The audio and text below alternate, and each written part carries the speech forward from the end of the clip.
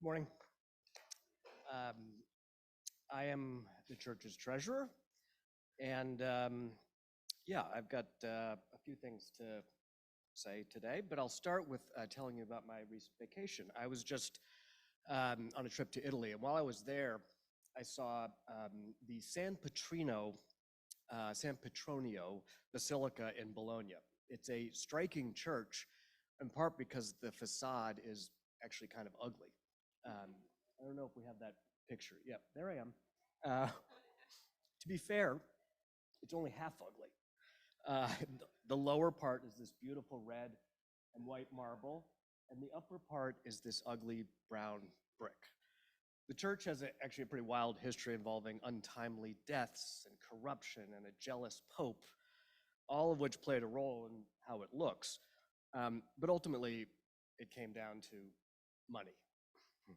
Marble is expensive and brick is cheap, so when the liras dried up, the plans changed.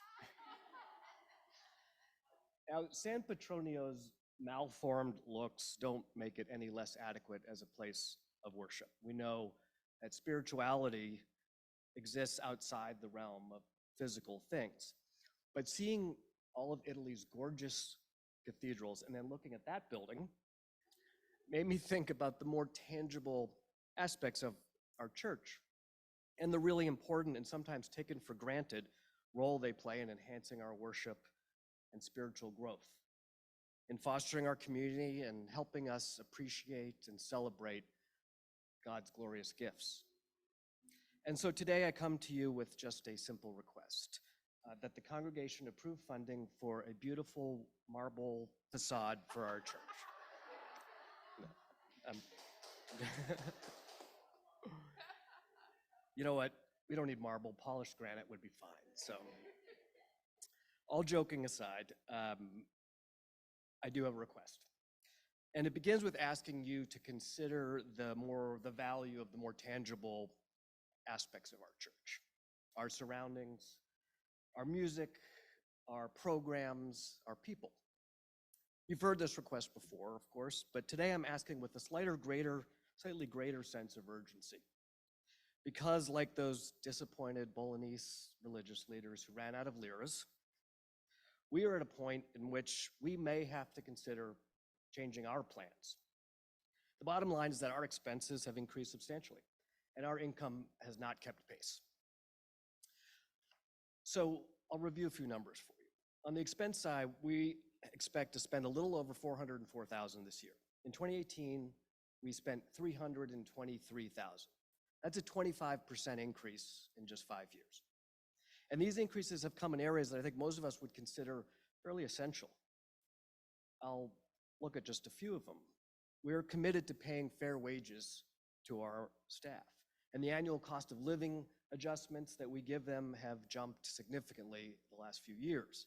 Our payroll for 3 key positions, pastor, administrator, and custodian, that payroll is up $50,000 since 2018.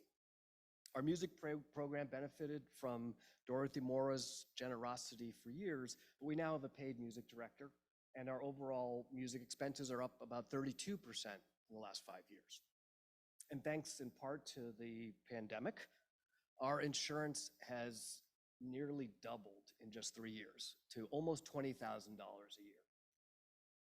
On the income side, we've seen some slight increases in non-pledge income, largely driven by Kinderhouse revenue and the new contract there, and also some bequests.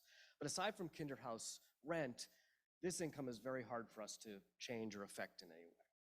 The largest share of our income, of course, comes from pledges. And we've indeed had a very generous congregation over the years. But the reality is that our financial needs are now in danger of outpacing that generosity. Our pledge income has gone from $258,000 in 2018 to about $279,000 this year, assuming all pledges are fulfilled. That's about a 9% increase at a time when our expenses have increased over 20%. And the average pledge per unit, per person or family, has remained virtually the same since 2018. So we're more or less giving the same amounts, we just have a few more people giving than we did before. So our 2024 goal is 308,000. That's about a 10% increase over what was actually pledged for this year. This presents a considerable challenge, particularly when you consider that our pledge goal for 2023, for this year, was 299,000, and we fell $20,000 short of that. Now, we dealt with this year's shortfall by carrying over a surplus from 2022, and that was possible because of a large bequest we received. And the year before, we also needed to balance our budget by carrying over a surplus, which was made possible by a COVID-related tax breaks. So to this point, budget shortfalls have not significantly impacted what we do. But continuing to count on one-off bequests or extraordinary income is not a sustainable approach. To be clear, our church is not facing any sort of imminent financial threat. We've managed our resources well, and we have a good amount of money in our investments. However, if recent trends continue, we will almost certainly have to start tapping into those investments and or cutting our revenues, cutting things that we count on here. And as I alluded to earlier, there are no easy areas for us to find those savings. Cuts would likely have to come from reducing our staff or staff hours, from paring back the music program, or from deferring building improvements, repairs, and maintenance. Or we can each do a little more to ensure that we don't have to change our plans. And so with this year's stewardship campaign, we're asking everyone who has pledged previously to consider increasing your pledge. And for anyone who has not pledged in the past, to consider what you might be able to do this year. If everyone were to give 10% more, we would meet our 2024 goal. Of course, not everyone will be able to increase their pledge or be able to give it all. So we're also asking those who are in the financial position to do so to consider increasing by more than 10% if you're able. Now here's the good news. If we meet our 10% overall goal, we shouldn't need to make similar requests in the years to come. Recent expenses have increased significantly and rapidly, but I expect those increases to moderate in the coming years.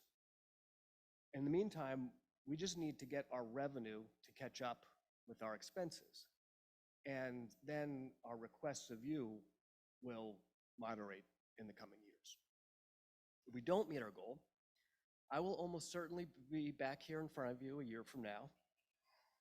And I promise to speak even longer with more boring numbers and more bad jokes about cathedrals. I think that's probably all the incentive you need. Thank you very much. And please, if you have any questions or want to hear more about our budgeting and finances, join us for coffee hour.